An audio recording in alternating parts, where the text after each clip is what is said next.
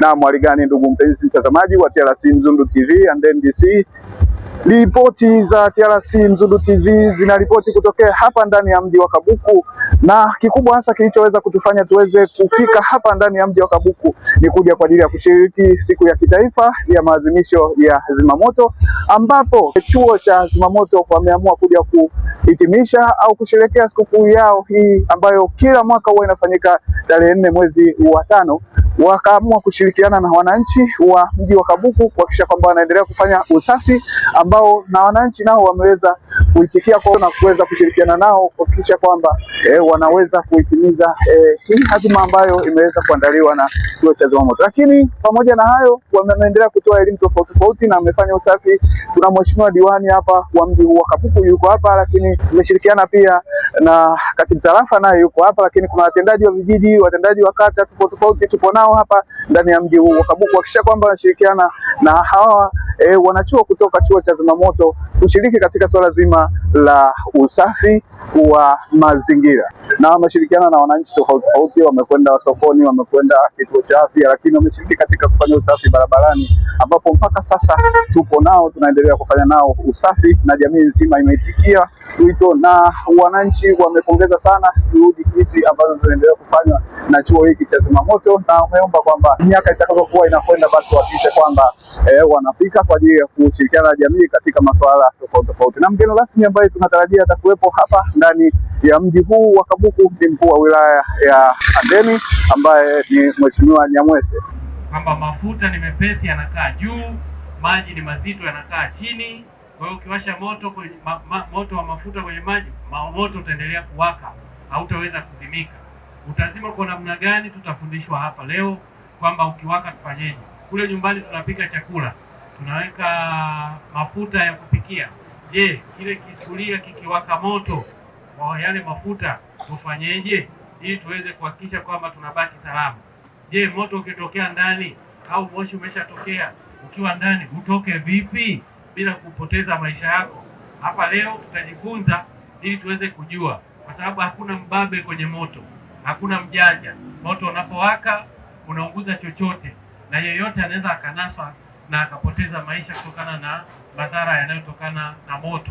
Lakini kuna ajali za barabarani, wale wanaoendesha pikipiki, mara nyingi tunaona unaweza ukapata ajali pale, hujui unaanzia wapi, hujui unamwambia nani, unaogopa kwamba nikitoa taarifa kwenye vyombo vya usalama wanaanza kuniuliza bima. Sisi zimamoto kazi yetu sio kuuliza bima, wala hatuna time nayo. Sisi kazi yetu ni maisha yako kwanza. Kwa hiyo tukikukuta sisi kwenye ajali, hatua ya kwanza ni kukuchukua, hatua ya pili kukupatia huduma ya kwanza, hatua ya tatu kufikisha kwenye hospitali au kituo cha afya kilicho karibu. Baada ya hapo wengine wataendelea na taratibu zao. Sisi za kwetu ni kuhakikisha maisha yako salama. Hata kama umefungwa jela, wamesema unaenda kunyongwa, ukikimbia kwenda kujiua kwenye maji, sisi tunakutoa ili wewe ukatekeleze utaratibu. Yaani hautakiwi kufa. Sisi kazi yetu ni kuokoa maisha ya watu, ndio namba moja. Hili ndio jukumu la msingi la jeshi la zimamoto na uokoaji. Kwa hivyo mnapotuona barabarani gari zikiwa zimewasha ving'ola zinapita, zipisheni, kwa sababu kuna maisha ya watu tunayowahi huko mbele. Kuna siku ajali imetokea mbele pale, lakini hapa barabarani ukipiga honi hakuna mtu ana time na wewe, ila kuna maisha ya watu yalikuwa yanapotea kule. Tuliweza kuokoa maisha ya watu 5 kati ya 8 waliokuwa wamekandamizwa kwenye gari, na 5 wakapona, bahati mbaya 3 wakawa wamefariki. Kwa hiyo tunapowahi na sisi tunawahi kuokoa maisha ya watu. Matokeo yakitokea, moto ukiwaka nyumbani, piga simu ya dharura namba 114. Simu hii inapatikana nchi nzima, na utakapopiga ndipo itakapoitia, na sisi ukiita tunakuja. Walio huku ni mashahidi.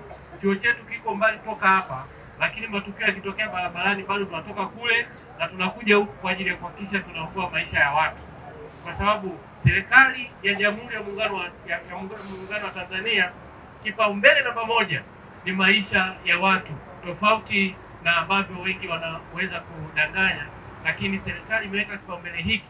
Na sasa kwa namna ya kipekee serikali imegawa magari ya zimamoto kwenye kila wilaya. Kila wilaya ina gari kama hilo jipya sasa hivi. Jipya, sio la zamani.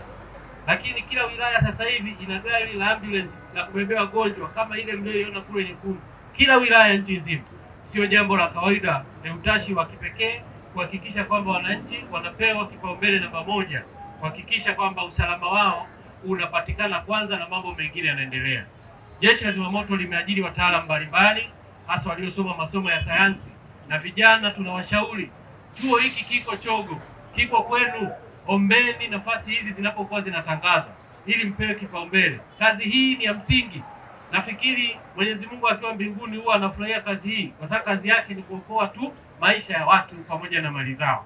Chuo kiko kwetu, kinahitaji wataalamu. Wameajiriwa madaktari, wameajiriwa marubani, wameajiriwa watu wote wa fani zote ambazo unazifahamu ziko hapa Tanzania.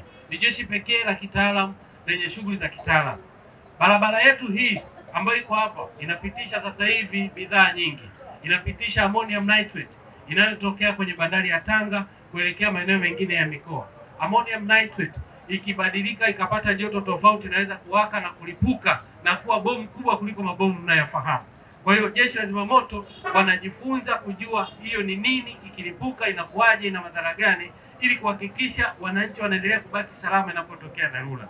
Cha msingi sasa, bila kupoteza wakati, naomba niwakaribishe wataalamu wangu sasa hapa ili waweze kuanza mazoezi ya kuonyesha moja kwa moja, na baada ya hapo tutaendelea na maelezo. Nikiripoti tokea hapa ndani ya mji huu wa Kabuku uliopo ndani ya tarafa ya Mzundu, mimi ni Chisco wa TRC Mzundu TV and NDC.